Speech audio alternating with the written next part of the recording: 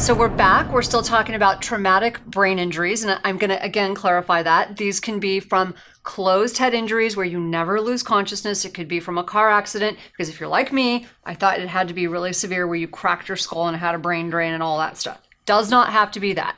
So if you've ever fallen out of a tree, off a fence, had a motorcycle accident but didn't lose consciousness, anything, a bicycle accident, think about it and think if it's had any impact. If you're suffering or struggling, think about the connection that that could have. Please listen to the other 3 episodes that we did on TBI this week. And then we're going to talk about what you can do for TBI. And I am assuming that a lot of it has to do with what part of the brain was injured. And I guess we're going to probably talk about the 4 circles, right? Biopsychosocial, spiritual, and how you address that. Well, the most important thing you can do is put your brain in a healing environment as quickly as possible. So what are the things you do right away? So you get assessed to make sure that you don't have a brain bleed. That's really important. Right. And a lot of doctors recommend a dark room where you do nothing, and they just basically recommend bed rest. The new research is saying that's really not the right thing to do. You don't want to overwork your brain. And if you got it playing sports, you need to go out of that sport until your brain has completely recovered. And just think, if you have a shoulder injury, and you go back too soon, you're much more likely to make the shoulder injury permanent. Right. And with the brain injury, you need to be completely symptom-free before you put yourself at risk. And you know us, we're not fans of risk anyways, even if you've never had a traumatic brain injury, because we don't want you to get one. So first thing... I'm assuming that there are some general things that everyone should stop doing, and then some of them are tailored to the individual.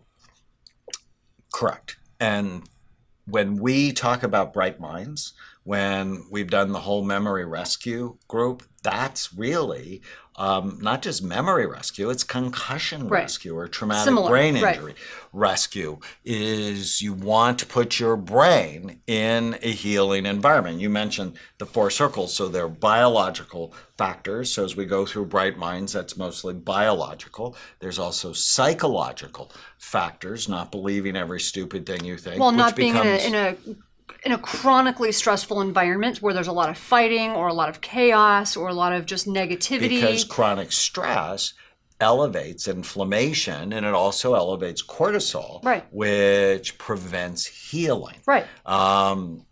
So quickly going through Bright Minds as it relates to traumatic brain injury, well, we see the low blood flow on the scan. Where it's damaged. I saw it on yours. Right. And so you want to increase blood flow in a healthy way. So this supplement ginkgo and vinpocetine, we have both of them in Brain and Memory Power Boost that we have from BrainMD. Hyperbaric oxygen that we do in the clinics can be really helpful. It's one of the reasons I fell in love with hyperbaric oxygen. Getting rid of toxic foods, processed foods. Sugar, it's so especially, important, especially sugar. Cheap oils and yeah. Right.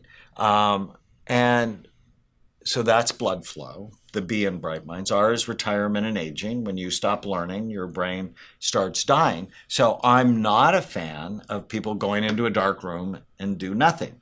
It's push your brain. Read. Learn new things.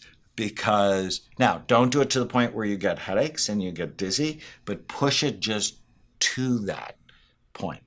The I is inflammation. You need to decrease the inflammatory Again, diet is a big response. part of that. Diet is a big part. And supplements.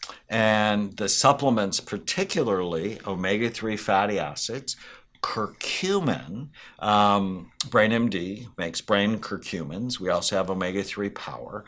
And probiotics can also be helpful because inflammation comes from leaky gut. Yep.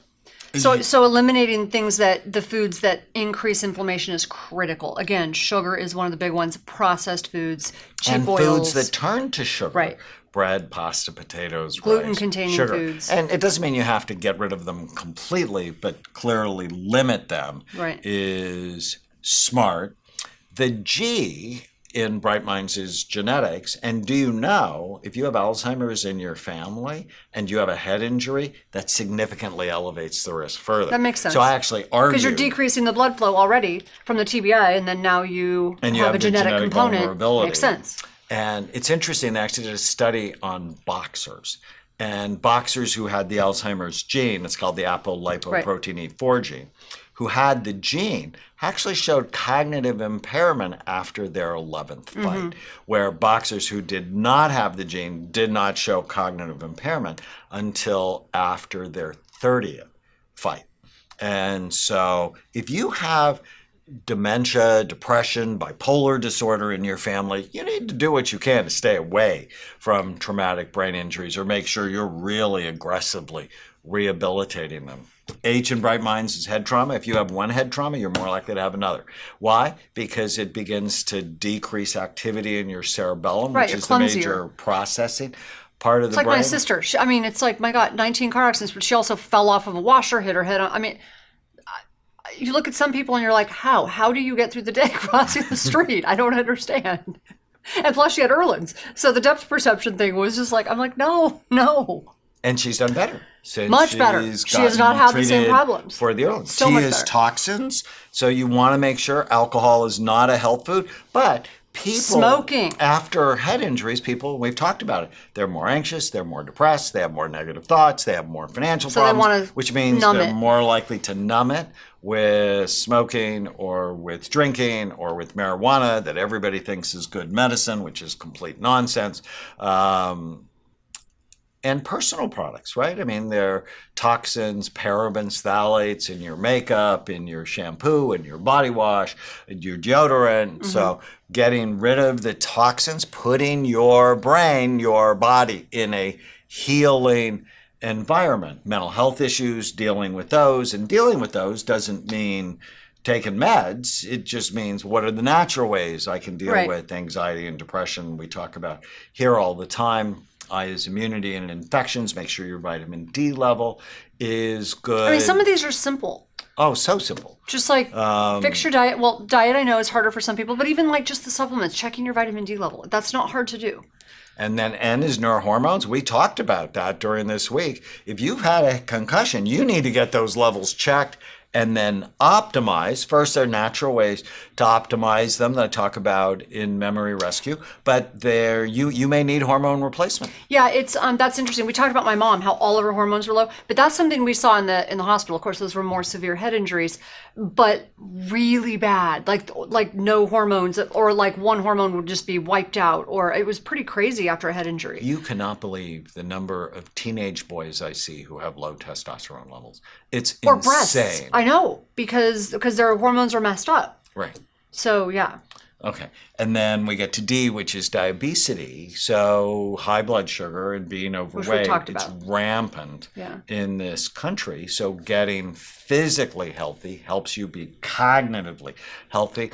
And probably one of the most important things you can do is get 8 hours of sleep at night, because sleep often becomes disrupted after having a head injury. And so all of these things are critically important in reversing That now I know that sounds like a lot concussions. of information. I think you laid it out so beautifully in your book, Memory Rescue. So if you're So- struggling with the effects of a concussion, or you know someone who is, and there's almost 1,000 scientific references in there. What I tell people, just go to the end of each chapter. There's a cool little summary. Right. There's 10 things to do. Pick one. And if you're struggling with the food, you can go to my website. You can get the Brain Warriors Way cookbook. We make it simple because people are like, well, I don't know what to eat. That's what you eat. You eat what's in the book. You eat what we have on our websites. What we do here at the clinics is exactly what we would tell you to do. So it's what we have on our we actually provide a lot of those